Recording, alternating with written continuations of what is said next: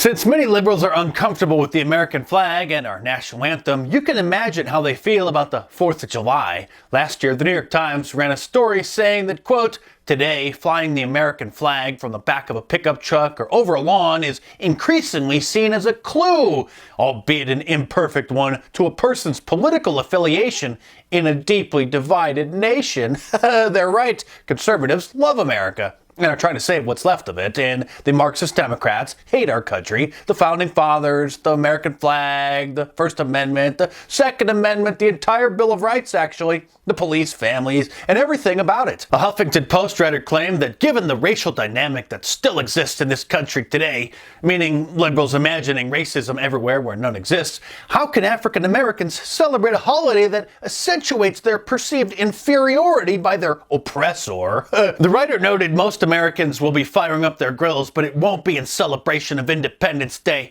It'll be in recognition of centuries of lies perpetuated upon them, masked as the truth by the Founding Fathers, he says. The holiday doesn't remind him of the freedoms we all enjoy in the United States today, but instead of how much he hates America and white people. An op-ed in the Philadelphia Tribune asks, should blacks celebrate the 4th of July? And then answers that question saying no.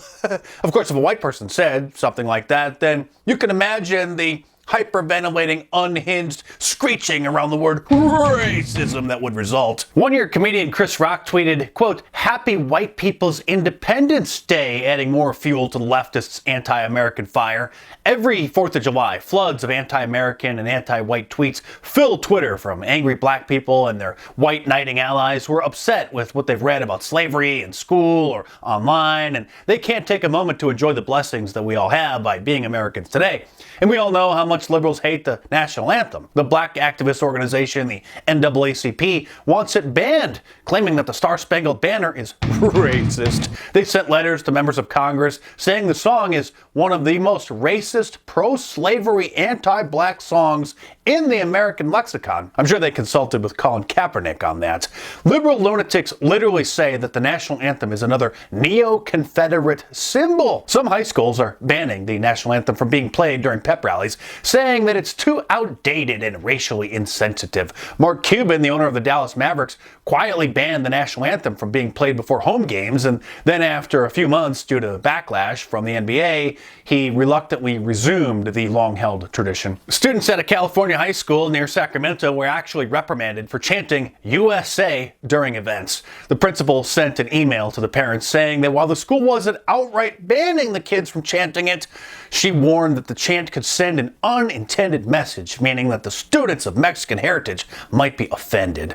Snowflake students at another California high school demanded that the other students remove their American flag t-shirts that they wore on Cinco de Mayo, a popular Mexican holiday in Southern California, because they were considered to be offensive. The students sued because the school violated their First Amendment rights by banning their shirts, but the Ninth Circuit Court ruled in favor of the school.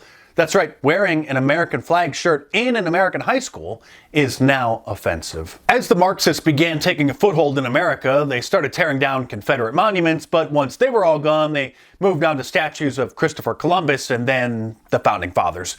George Washington and Thomas Jefferson have to go too, they say, and it's not just twits on Twitter calling for their removals. The city of New York took down a statue of Thomas Jefferson from City Hall last year that had stood there since 1883. Of course, they want Mount Rushmore torn down too, since Thomas Jefferson and George Washington's faces are there. Shaun King, the white Black Lives Matter activist who identifies as black, like Rachel Dolezal, wants all statues and paintings of what he calls white Jesus torn down too. Many black supremacists believe the myth that Jesus was black, or at least that he had fairly brown skin because he was from the Middle East. But apparently they've never seen a Jewish person before, Jesus being one of them, of course, because they certainly aren't black. Sadly, the pandemic of imaginary racism continues to spread across America and is mutated into countless variants, like the OK hand sign variant.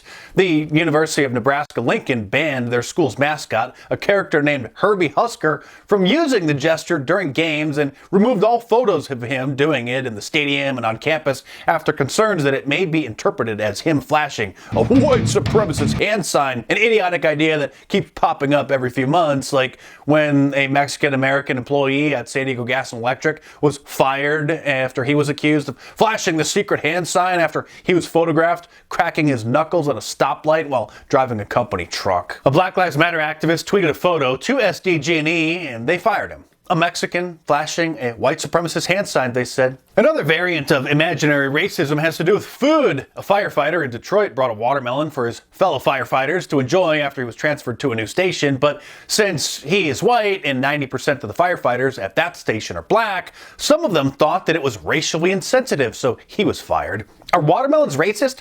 Or is it only racist when a white person offers a slice to a black person? I just can't keep up anymore. Maybe grocery stores and farmers markets should suspend watermelon sales so nobody gets triggered. What's the problem here? Different cultures enjoy different kinds of food. Italians like pizza. Chinese people enjoy noodles. Mexicans like burritos. It's an obvious fact, but facts hurt liberals' feelings. Earlier this year, NPR reported that, quote, some white people may choose a yellow thumbs up emoji because it feels neutral. But some academics argue opting out of the Caucasian thumbs up emoji signals a lack of awareness about white privilege, akin to society associating whiteness with being raceless. Which skin color emoji should you use?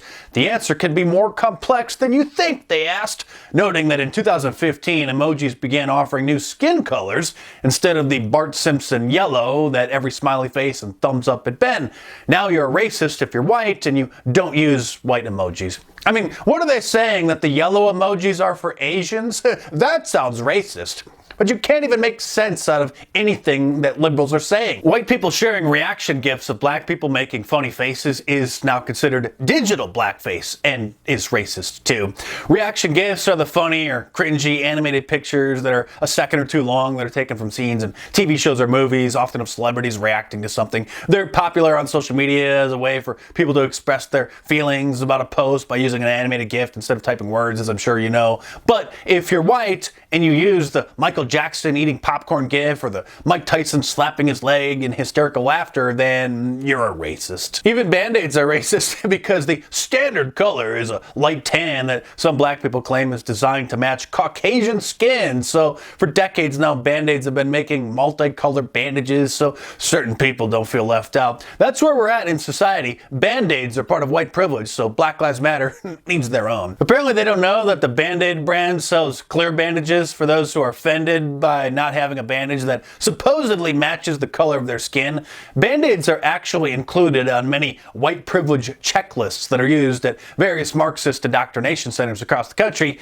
also known as schools, in order to identify instances of institutionalized racism. Speaking of institutions, it's long overdue that we reopen the mental institutions because that's where these people belong.